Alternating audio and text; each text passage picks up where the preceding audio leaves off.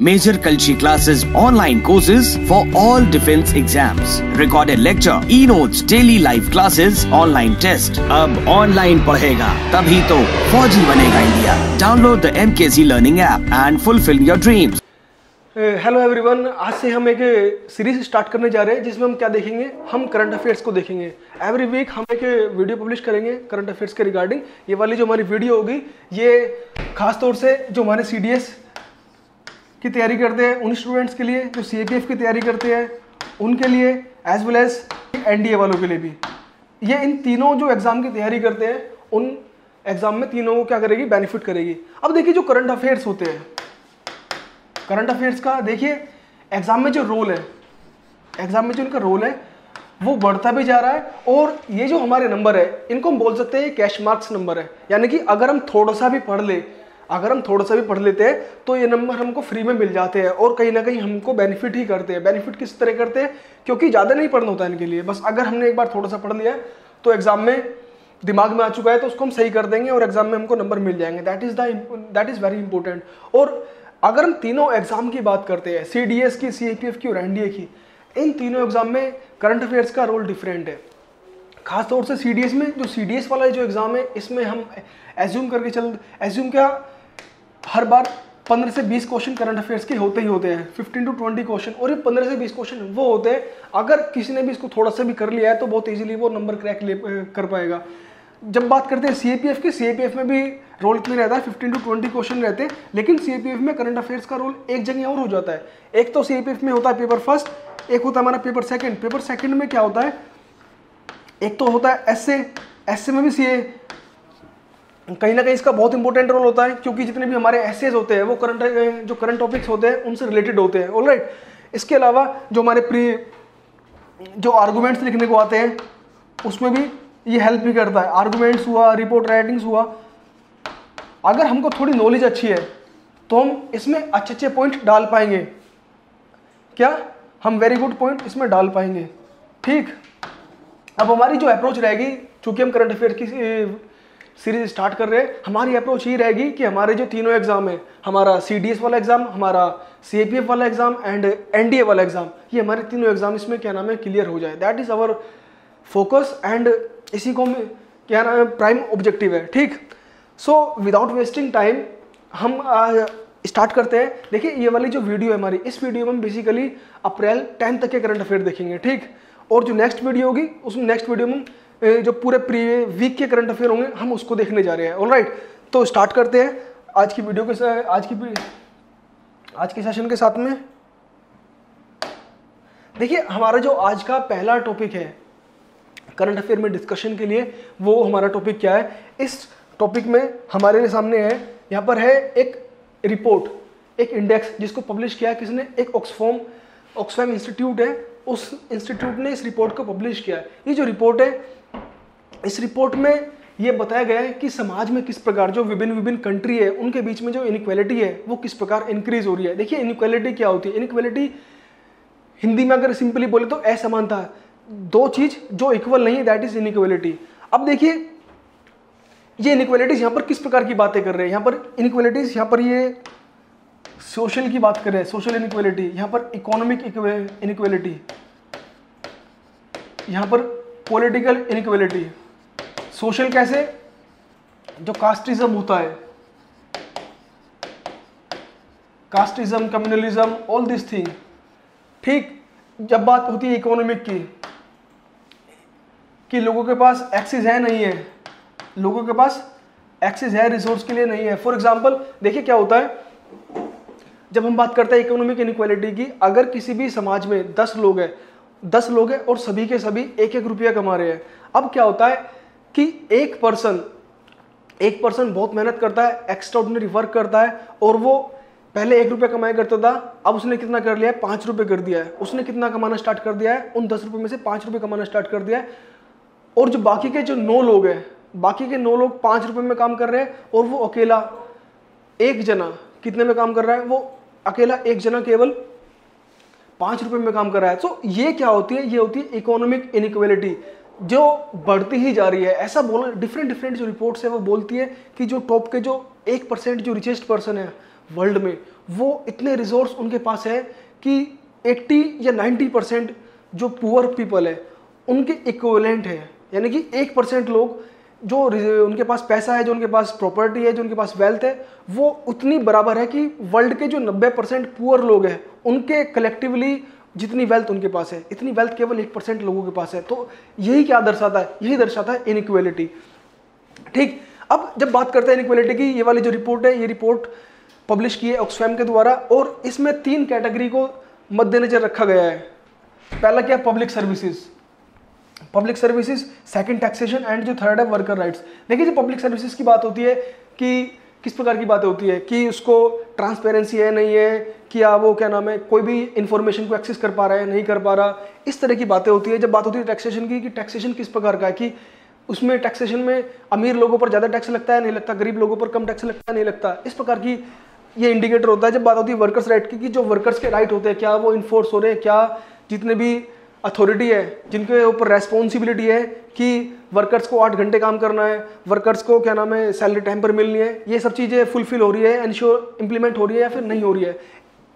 ये तीनों पैरामीटर्स देखे जाते हैं, उनके अंदर मल्टीपल पैरामीटर्स होते हैं। अब जब बात करते हैं इस रिपोर्ट की, इस रिपोर्ट के हिसाब से जो टॉपर कंट्री है वो कौन सी है? वो कंट्री है नॉर्वे।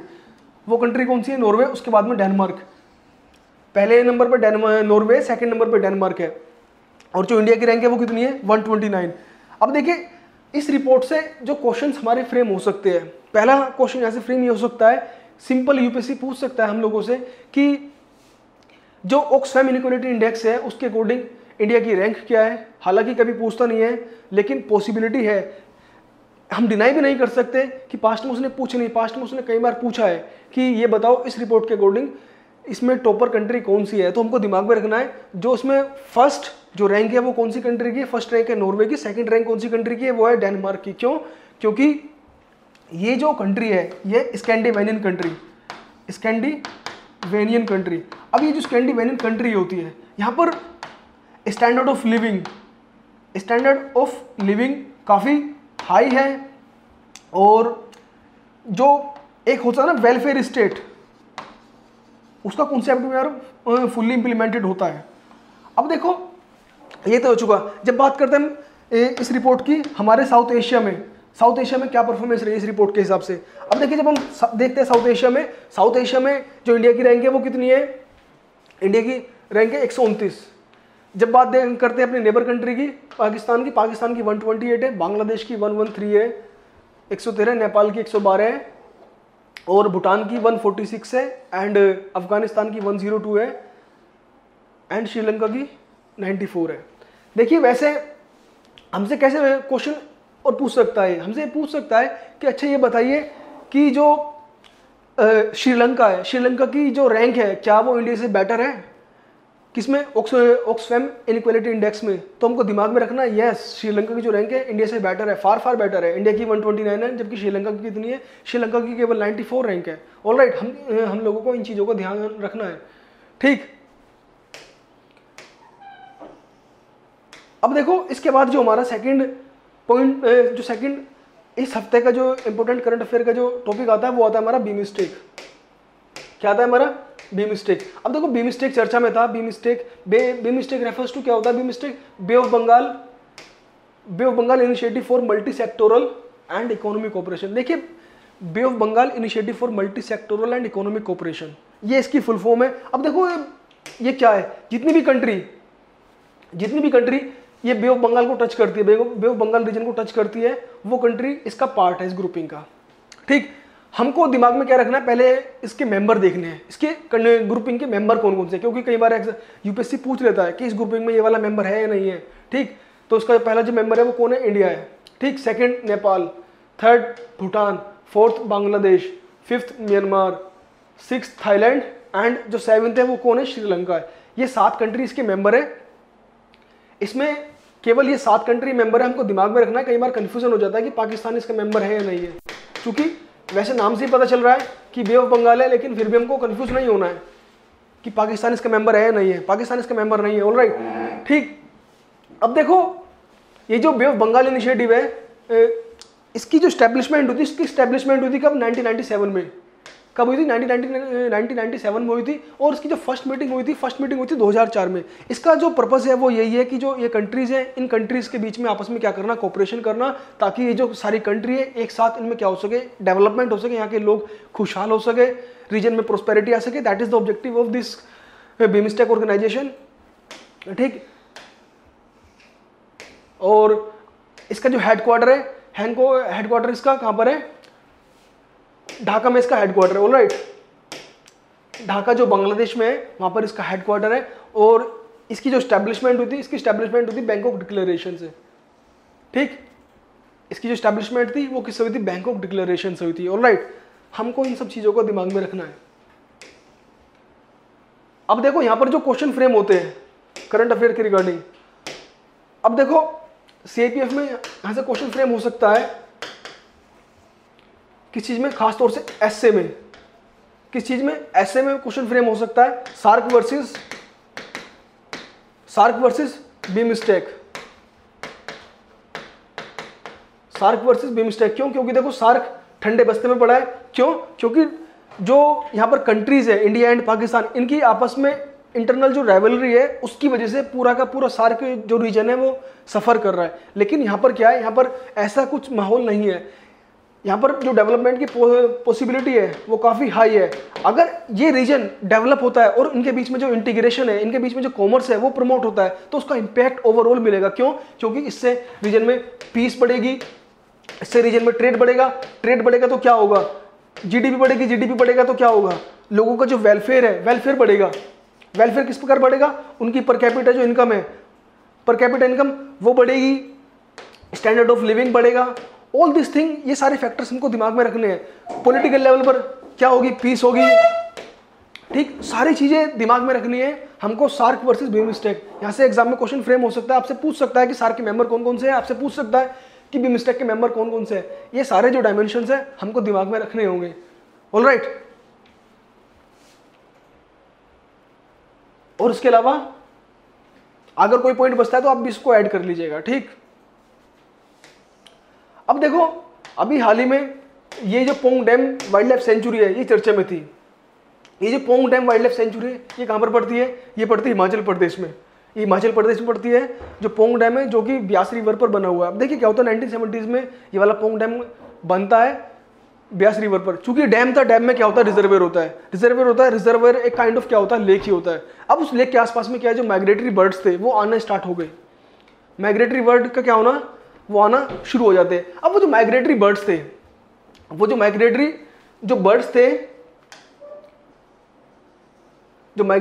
थे, जब वो आना स्टार्ट करते हैं तो यहाँ पर काफ़ी रहा करते थे वो। अब रिसेंटली क्या हुआ है कि उनमें से काफ़ी जो माइग्रेटरी बर्ड्स हैं उनकी क्या हो चुकी है, उनकी डेथ हो चुकी है। तो इसी वजह से ये क्या था, चर्चा में था। हमको दिमाग में रखना है, हमको लोकेशन दिमाग में रखनी है इसकी, कहाँ पर है, ये हिमाचल प्रदेश में है। कौन सी रिवर पर है, ब्यास रिवर पर है। ठीक, क्योंकि इस प्रकार का एक बार क्वेश्चन आ चुका है आपके, अगर आपको दिमाग में याद होगा कि शायद 17 या 18 में आया था सीडीएस में। उस समय जो गुजरात में जो बहुत सारे लोयन थे उनकी क्या हो चुकी थी, उनकी मृत्यु हुई थी। तो उस जिस डिसीज़ की वजह से उनकी मृत्यु हुई थी तो वो डिसीज़ के बारे में पूछने गया था। अभी तक हालांकि इसके बारे में तो नहीं पता चला है कि इनकी मृत्यु किस प्रकार हुई है। जब आएगी उसको हम अपडेट कर देंगे। लेकिन हमको एज ऑफ नाउ हमको लोकेशन, हमको अदर जो इसके चीज़ें हैं, इन्फॉर्मेशन जो है उसको दिमाग में रखना है। ऑलराइट, ठीक। अब देखो इसके अलावा हमारा जो थर्ड इंपॉर्टेंट आज का जो करंट अफेयर बनता है वो क्या बनता है, वो बनता है हमारा जॉइंट लॉजिस्टिक नोट्स। अब देखिए जॉइंट लॉजिस्टिक नोट क्या होती है। जैसे कि नाम से ही पता चल रहा है, जॉइंट यानी कि क्या है, जॉइंटनेस है। क्या है, जॉइंटनेस है इसके अंदर। इसके अंदर क्या है, इसके अंदर है जॉइंटनेस। अब देखिए क्या होता है, जो इंडिया की जो डिफेंस फोर्सेज है, आर्मी, एयरफोर्स, नेवी, इन तीनों के पास सपोर्ट करने के लिए वॉर में अपने अपने क्या है, लॉजिस्टिक्स है। लॉजिस्टिक्स क्या होते हैं कि सामान की जो पूर्ति होती है, चाहे वो आर्म्स एंड वेपन्स हो या फिर खाना हो या फिर कोई भी चीज़ हो सकती है, उनकी सप्लाई करना, ट्रूप्स तक पहुंचाना, जो फ्रंट लाइन ट्रूप्स होते हैं, दैट इज लॉजिस्टिक्स। अब क्या होता है, तीनों के अपने अपने अलग अलग है, आर्मी का अलग है, एयरफोर्स का अलग है, नेवी का अलग है। अब क्या हुआ, इन तीनों को एक करने की कि एक ही क्या हो, तीनों के लिए एक ही ऐसी एजेंसी हो जो क्या करे, लॉजिस्टिक्स सप्लाई करे, लॉजिस्टिक्स को हैंडल करे। अब देखिए जो लॉजिस्टिक्स है ऑलरेडी इस तरह की व्यवस्था, इस तरह का सिस्टम है गुवाहाटी में। जो गुवाहाटी है, गुवाहाटी कहाँ पर, असम में, गुवाहाटी एंड पोर्ट ब्लेयर, कहाँ पर, पोर्ट ब्लेयर अंडमान निकोबार में। यहाँ पर ऑलरेडी इस तरह का सिस्टम है कि जो जॉइंटनेस है वो मौजूद है। अब जो थर्ड वाली है, थर्ड वाली को स्टार्ट किया गया कहाँ पर, मुंबई में। एग्जाम में सीधे सीधे क्वेश्चन पूछ सकता है आपसे, which of the following things are correct regarding the joint logistics node. आपसे पूछ सकता है it is going to implement for the first time. इस प्रकार डिफरेंट आपसे क्या दे देगा, क्वेश्चन दे देगा, जो आपको क्या करने होंगे, राइट करने होंगे। नहीं, आपको जो दिमाग में रखना क्या, ये फॉर द फर्स्ट टाइम नहीं है। क्यों? क्योंकि इससे पहले गुवाहाटी और पोर्ट ब्लेयर में हो चुका है। और सेकंड चीज ये क्या है, इसमें क्या नाम है, तीनों आर्मी, एयरफोर्स, नेवी, तीनों विंग के जो लोग होंगे वो क्या करेंगे, मिलकर लॉजिस्टिक्स सप्लाई करेंगे। Alright, that is the important thing. अब देखो क्या होता है, जो थर्ड वाला जो हमारा इंपॉर्टेंट करंट अफेयर है वो क्या है, वो है फ्रंट हार्ड आर्मर पैनल। देखिए काइंड ऑफ क्या है, बुलेट प्रूफ जैकेट है। क्या है, बुलेट प्रूफ जैकेट है। जो भी ट्रूप्स होते हैं, जो भी कोप होते हैं, उनको एक्शन में जाने से पहले ये वाली जैकेट पहननी होती है। अब ये वाली जो जैकेट है, ये वाली जैकेट किसने बनाई है, डीआरडीओ ने बनाई है। किसने बनाई है, डीआरडीओ ने बनाई है। हमारे लिए जो एग्जाम में इंपॉर्टेंट है यहाँ से, वो क्या है, फर्स्ट ऑफ ऑल कि इसको किसने बिल्ड किया है। हमको अगर एग्जामिनर चाहे कंफ्यूज कर सकता है, हमको बोल देगा, किसी भी 3-4 ऑर्गेनाइजेशन का नाम बता देगा, बोल देगा इनमें से इसको किसने बनाया है ना। हमको दिमाग में रखना क्या है, इसको डीआरडीओ ने बनाया। सेकंड चीज जैसा कि नाम से पता चल रहा है, आपसे पूछ सकता है फ्रंट हार्ड आर्मर पैनल ये क्या चीज है। चाहे कोई बुलेट प्रूफ जैकेट है, क्या आपसे कोई मिसाइल है, चाहे कोई बंदूक का नाम है। सो डिफरेंट क्वेश्चन यहाँ 2 तरह के क्वेश्चन ऐसे फ्रेम हो रहे हैं जो हमको दिमाग में रखने हैं। ठीक, अब देखो इसके अलावा जो हमारा क्या नाम है,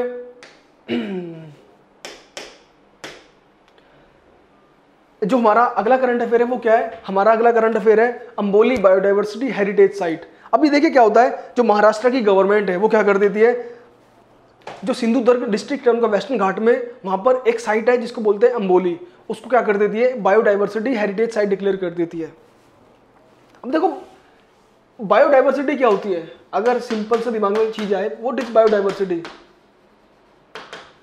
बायोडाइवर्सिटी क्या होती है, जो डिफरेंट जो लिविंग फॉर्म होती है, क्या डिफरेंट जो लिविंग फॉर्म होती है in a certain region, that is biodiversity. Alright, अब ये जो महाराष्ट्र को ने जो डिक्लेयर किया है, क्या अंबोली को क्या एक बायोडाइवर्सिटी हेरिटेज साइट, ये कैसे डिक्लेयर उसने किया है, ये डिक्लेयर किया उसने बायोलॉजिकल डाइवर्सिटी एक्ट 2002 के माध्यम से। ये हमारे लिए बहुत महत्वपूर्ण है कि बायोलॉजिकल डाइवर्सिटी एक्ट 2002 के माध्यम से महाराष्ट्र ने विद द कंसल्टेशन ऑफ जो वहाँ की लोकल गवर्नमेंट थी सिंधुदुर्ग की, उसके बाद में क्या कर दिया, इसको डिक्लेयर कर दिया है। ये वाला पूरा प्रोसीजर इंपॉर्टेंट है, एग्जाम में क्वेश्चन पूछ सकता है आपसे कि कौन से कानून के तहत बायोडाइवर्सिटी हेरिटेज साइट को डिक्लेयर किया जाता है। क्या इसमें लोकल जो गवर्नमेंट होती है उसको कंसल्टेशन नेसेसरी होता है या नॉट नेसेसरी होता है। ओके, क्या इसको सेंट्रल गवर्नमेंट डिक्लेयर करती है। इस प्रकार के डिफरेंट क्वेश्चन फ्रेम होते हैं। हमको दिमाग में क्या रखना है कि जो बायोलॉजिकल हेरिटेज साइट होती है इसको डिक्लेयर कौन करता है, इसको डिक्लेयर करता है state government under the biological diversity act 2002 with the consultation of local government. Alright, ये सारी बातें दिमाग में रखनी है हमको। ये रहा, recently the Maharashtra government has declared an Amboli as a biodiversity heritage site, it lies in the western Ghats in the Sindhudurg district of Maharashtra. Alright, इन सब बातों को हमको दिमाग में रखना है। ठीक, अब देखो एक अनदर रिपोर्ट है, ये रिपोर्ट यूपीएससी कई बार पूछ चुका है, हमारे सीडीएस में पूछ चुका है, हमसे सीपीएफ में पूछ चुका है, और पॉसिबिलिटी है कि इन फ्यूचर में भी ये पूछ सकता है। यहाँ पर इसने पूछा है ग्लोबल जेंडर गैप रिपोर्ट। देखो जो ग्लोबल जेंडर रिपोर्ट होती है इसको पब्लिश कौन करता है, इसको पब्लिश करता है वर्ल्ड इकोनॉमिक फोरम। इसको पब्लिश कौन करता है, first of all world economic forum publish करता है। और जो रिपोर्ट पब्लिश करता है उसमें वो 4 पैरामीटर देखता है। जो 4 पैरामीटर है उसमें पहला पैरामीटर है क्या, पॉलिटिकल इंपावरमेंट। सेकंड जो पैरामीटर है वो है इकोनॉमिक पार्टिसिपेशन एंड अपॉर्चुनिटी। जो थर्ड पैरामीटर है वो है एजुकेशनल अटेनमेंट। एंड जो फोर्थ पैरामीटर है वो क्या है, हेल्थ एंड सर्वाइवल। देखिए जो पॉलिटिकल इंपावरमेंट है इसमें क्या देखा जाता है जनरली कि जो वुमेन्स है क्या वो पॉलिटिकल एक्टिविटी में पार्टिसिपेट कर रही है, क्या वो जो वहाँ की जो असेंबली होती है, वहाँ की जो पार्लियामेंट होती है, क्या उनमें उनको इनफ रिप्रेजेंटेशन है। इस प्रकार की सारी बातें इसमें होती है। जब बात होती है इकोनॉमिक पार्टिसिपेशन की एंड अपॉर्चुनिटी की, तो इसमें बात होती है कि जो वर्कर्स होते हैं किसी भी इकोनॉमी में, क्या महिलाओं का एक प्रॉपर बैलेंस है, क्या अगर 10 पुरुष काम कर रहे हैं तो 10 महिला भी काम कर रही है, नहीं कर रही। इस प्रकार की सारी बातें देखी जाती है।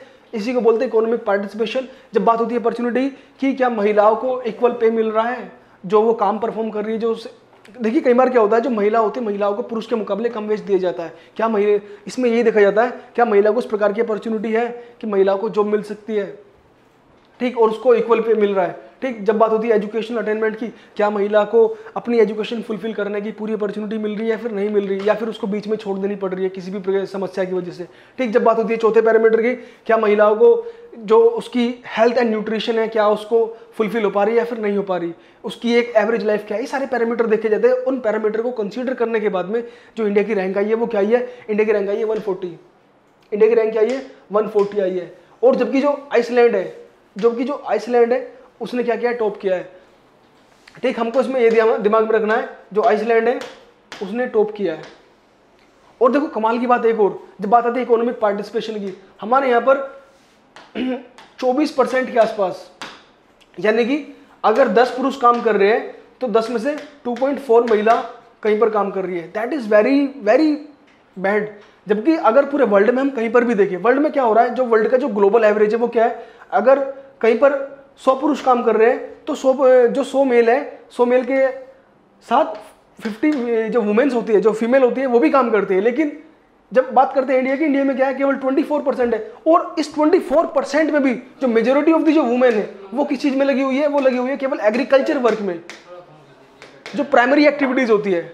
So that is very bad for us. हमको इन चीजों को दिमाग में रखना है कि ग्लोबल जेंडर गैप रिपोर्ट को पब्लिश कौन करता है, सेकंड इसके पैरामीटर्स क्या क्या है, थर्ड इसमें इंडिया की क्या नाम है, रैंक क्या है। और देखो इसके अलावा ये कहां पर हम इसको इस्तेमाल कर सकते हैं, ये इस्तेमाल कर सकते हैं हम एसएमएससी एबीएफ में। ऐसे में किस प्रकार कि हमको हमारे अभी जेंडर इक्वलिटी में, हमारी कंट्री में जो इक्वलिटी की बात करते हैं उसमें क्या क्या समस्याएं है, क्या महिलाओं को इकोनॉमिक अपॉर्चुनिटी नहीं मिलती है, उनका रिप्रेजेंटेशन ही नहीं है, ये सारी जो इश्यूज है हम उसमें ऐसे में यूज कर सकते हैं अपने, ठीक। अब देखिए अगला देखते हैं। अब देखो अगला जो है, अगला वेरी फनी है, लेकिन हो सकता है एग्जाम में पूछ ले, इसलिए हम इसको इग्नोर भी नहीं कर सकते हैं। इसमें है जेल रेडियो। देखियो हरियाणा जो है, हरियाणा राज्य ने जो उसकी जो कैदी है, जो उसके राज्य के जो क्या है कैदी जो है, उसके जो इनमेट्स है, जो उसके जो भी लोग जेल में रहते हैं हरियाणा में, उनको उनके एंटरटेनमेंट के लिए, उनको एक अच्छी लाइफ देने के लिए कि वो भी अच्छी जो मैनर्स होती है उनको इनकलकेट कर सके अपनी लाइफ में, क्या किया है हरियाणा की सरकार ने, जेल रेडियो चलाया है। हरियाणा की सरकार ने जेल रेडियो चलाया और उन्हीं में से कोई भी जो पर्सन होगा वो ऐसा रेडियो जो कि एक्ट करेगा, जो इनमेट्स होते हैं, जो जेल में रहने वाले बंदी होते हैं, उन्हीं में से क्या करेगा, एक पर्सन क्या करेगा, रेडियो जो कि एक्ट करेगा। और सभी जो बाकी के जो जेल के पर्सन होते हैं, जो वहाँ पर बंद होते हैं, उनका एंटरटेनमेंट किया जाएगा, उनको उनके उनके फेवरेट सॉन्ग से, उनको अच्छी मैनर्स सिखाकर, ये डिफरेंट चीज़ें यहाँ पर ध्यान दी जाएगी।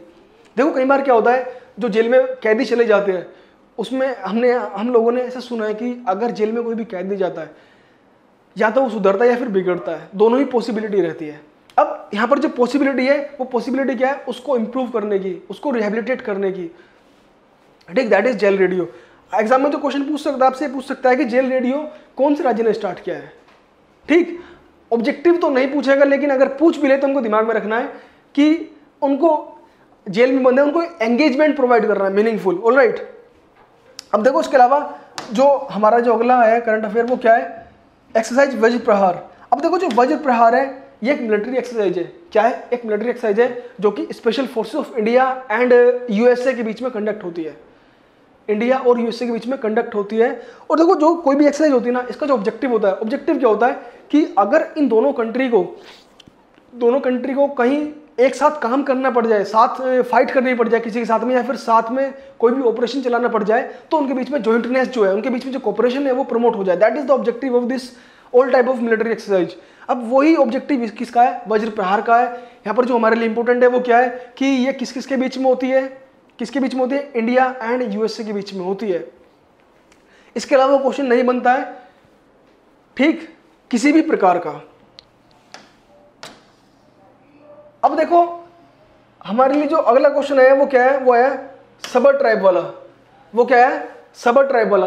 देखिए जो सबर ट्राइब है, सबर ट्राइब कहाँ की है, ये सब ट्राइब एक ट्राइबल ग्रुप है वेस्ट बंगाल का।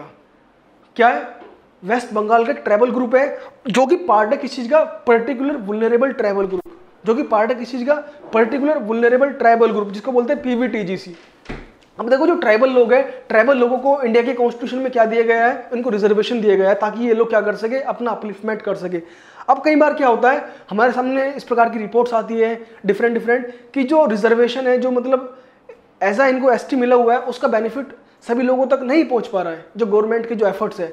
अब क्या किया गया है, 1963 में कमीशन का एस्टेब्लिशमेंट किया गया था। उस कमीशन का नाम था देवर कमीशन। उस कमीशन का नाम क्या था? उस कमीशन का नाम था देवर कमीशन। अब उस देवर कमीशन ने अपनी रिकमेंडेशन में प्रपोज किया था कि जो कुछ बहुत ही ज्यादा पर्टिकुलर वुलनरेबल ट्राइबल ग्रुप है, उनको एक स्पेशल ट्रीटमेंट दिया जाए। एज ऑफ नाउ इसमें 75 ट्राइब्स आती है, और जो क्या नाम है, सबर ट्राइब है, that is one of the PVTG. Alright, अब देखो जो पीवीटीजी के जो पैरामीटर्स होते हैं कि कौन सी ट्राइब पीवीटीजी है, ये किस प्रकार डिसाइड किया जाता है। इसके जो पहला पैरामीटर है कि उनकी जो पॉपुलेशन है, उनकी पॉपुलेशन या तो डिक्लाइन कर रही हो या फिर स्टैग्नेंट हो चुकी हो, उनकी पॉपुलेशन नहीं बढ़ रही हो। ऑलराइट, और जिस प्रकार की जो टेक्नोलॉजी वो इस्तेमाल करते हैं किसी में, खेती में, एग्रीकल्चर में, वो बहुत एक ओल्ड लेवल की हो, यानी कि प्री एग्रीकल्चरल लेवल की वो टेक्निक इस्तेमाल करते हो। अपार्ट फ्रॉम दिस वो एक सुनसान जगह में रहते हो जहां पर क्या नाम है, डिजीज होने का खतरा और माल न्यूट्रिशन का खतरा बहुत ज्यादा बना रहता है। ऑलराइट, ये 3-4 फैक्टर होते हैं जिनके बेसिस पर क्या नाम है, किसी भी ट्राइब को पीवीटीजी डिसाइड किया जाता है। और एज ऑफ नाउ जो उड़ीसा जो राज्य है, उड़ीसा राज्य में हाईएस्ट पीवीटीजी रहते हैं। हमारे एग्जाम के लिए जो मैंने एक बात बोली है, दैट इज इंपॉर्टेंट। पहला इंपॉर्टेंट तो यहाँ पर यही है कि जो साबर ट्राइब है, साबर ट्राइब कौन से राज्य से बिलोंग करती है, जो साबर ट्राइब है कौन से राज्य से बिलोंग करती है। सेकंड चीज, it is a part of PVTG or not, it is a part of PVTG or not. Third चीज क्या, व्हाट इज पीवीटीजी, इसको कौन से कमीशन ने क्रिएट किया था। फोर्थ चीज ये हाईएस्ट नंबर ऑफ पीवीटीजी कौन से राज्य में। ठीक, हमको इन सारे चीजों को दिमाग में रखना है। अब देखो जो हमारे लिए अगला करंट अफेयर का टॉपिक है वो क्या है, अफ्रीकन फॉरेस्ट एलिफेंट्स। अब देखो जो अफ्रीकन फॉरेस्ट एलिफेंट्स हैं, रिसेंटली इनको IUCN, जिसको बोलते हैं international union for the conservation of nature, ने इनको क्या डिक्लेयर किया है, क्रिटिकली इंडेंजर्ड किया है। इनको क्रिटिकली इंडेंजर्ड डिक्लेयर किया है। क्रिटिकली इंडेंजर्ड का मतलब होता है जो उनकी पॉपुलेशन है 90% तक कम हो चुकी है, इनकी पॉपुलेशन 90% तक कम हो चुकी है। तो इनको प्रोटेक्ट करने के लिए इनको क्या दिया जाता है, ये वाला प्रोटेक्शन दिया जाता है। अगर एग्जाम में क्वेश्चन आ जाए कि जो अफ्रीकन फॉरेस्ट एलिफेंट है, इसका जो कंजर्वेशन स्टेटस है वो कौन सा है, तो दिमाग में रखना है जिसका कंजर्वेशन स्टेटस है वो क्या है, क्रिटिकली इंडेंजर्ड है। ऑलराइट, अब देखो इसके अलावा यहाँ पर हमारा जो अगला टॉपिक है वो क्या है, वो है हार्ट ऑफ एशिया कॉन्फ्रेंस। वो क्या है, हार्ट ऑफ एशिया। अब देखो हार्ट ऑफ एशिया क्या है, ये हमारा क्या है, ये हमारा अगर पूरा एशिया, अगर हम इसको पूरा एशिया कंसीडर करते हैं, ये वाला जो रीजन है, देखो एशिया में तुर्की से लेकर इंडिया और सेंट्रल एशिया वाला जो रीजन है, इसको क्या बोला जाता है, पूरा हार्ट ऑफ एशिया बोला जाता है। और इसीलिए हार्ट ऑफ एशिया का नाम रख दिया गया है हार्ट ऑफ एशिया कॉन्फ्रेंस। ये वाली जो कॉन्फ्रेंस है इसको 2011 में स्टार्ट किया गया था बाय द तुर्की। इसको स्टार्ट कब किया गया था, 2011 में बाय द तुर्की। और इसका ऑब्जेक्टिव क्या है, जो पूरा हार्ट ऑफ एशिया रीजन है, जो सेंट्रल एशिया रीजन है, यहाँ पर क्या करना है, यहाँ पर सिक्योरिटी प्रमोट करना, यहाँ पर इकोनॉमिक एंड पॉलिटिकल कोऑपरेशन सभी कंट्री के बीच में प्रमोट करना। अब देखो जो ये तो उसका एक ओवरऑल ऑब्जेक्टिव है, इसके अलावा एक स्पेसिफिक ऑब्जेक्टिव भी है, वो क्या, अफगानिस्तान में पीस को रिस्टोर करना, अफगानिस्तान में शांति लाना। दैट इज इसका प्राइमरी ऑब्जेक्टिव है। हमारे लिए जो एग्जाम के लिए जो इंपॉर्टेंट है वो क्या, heart of Asia conference is related to which of the following things. Alright, peace in Afghanistan, हमको ये दिमाग में रखना है। ओके, अभी रिसेंटली एक राजाजी नेशनल पार्क के फॉरेस्ट इंस्पेक्टर थे जिनका नाम महेंद्र गिरी है, उनको क्या दिया गया है, उनको दिया गया है इंटरनेशनल रेंजर अवार्ड। हमको दिमाग में क्या रखना है, हमको दिमाग में रखना है कि ये वाला जो अवार्ड है इसको देता कौन है, एज वेल एज किसको मिला है। ठीक, ये वाला अवार्ड IUCN के द्वारा दिया जाता है, IUCN plus world commission on protected areas. IUCN refers to international union for conservation of nature, जिसकी स्टैब्लिशमेंट 1970s में हुई थी। और इसका ऑब्जेक्टिव क्या है, इसका ऑब्जेक्टिव है कि वर्ल्ड में जितनी भी जो हमारे एनिमल्स हैं उनका प्रोटेक्ट करना, animals and birds, flora and जो हमारी फोना होती है उसको क्या करना, उसको प्रोटेक्ट करना। That is the objective of IUCN। And ये वाला जो बोर्ड है 2020 में इसको स्टार्ट किया गया था, और इसके बाद ये किसको दे दिया गया, जो इंस्पेक्टर है महेंद्र गिरी, ठीक, महेंद्र गिरी ऑफ राजाजी नेशनल पार्क। हमारे एग्जाम के लिए जो यहाँ पर इंपॉर्टेंट चीज़ है वो क्या है, पहली चीज़ हमको ये पता होना चाहिए कि इंटरनेशनल रेंजर अवार्ड किसको मिला है। इंटरनेशनल रेंजर अवार्ड किसको मिला है, किसको मिला है, वो मिला है महेंद्र गिरी को। सेकंड चीज़ हमको जो दिमाग में रखनी है वो क्या रखनी है कि ये देता कौन है, IUCN plus world commission on protected areas को प्रोवाइड करता है। ऑलराइट, थर्ड चीज़ यहाँ पर जो हमको दिमाग में रखनी है वो क्या, राजाजी नेशनल पार्क कहाँ पर पड़ता है। राजाजी नेशनल पार्क कहाँ पर पड़ता है, ये कहाँ पर पड़ता है, ये पड़ता है हमारा उत्तराखंड में। ऑलराइट,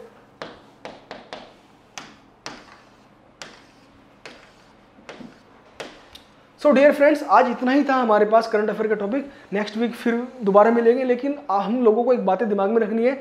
आप ये PDF हमारी जो ऑफिशियल वेबसाइट है वहाँ से आप डाउनलोड कर सकते हो, लेकिन PDF में पढ़ने से अच्छा है आप ये जो मैंने भी आपको चीज़ें बताई है, जो कंटेंट में बोलता हूँ, आप उसको भी एज इट इज़ अपनी नोटबुक में उतार लीजिएगा, बहुत बेनिफिट करेगा आप लोगों को। खासतौर से हमारे CAPF, CDS और NDA वाले एग्जाम में बहुत बेनिफिट करेगा। ठीक, okay, that's all for today. We'll meet you next week.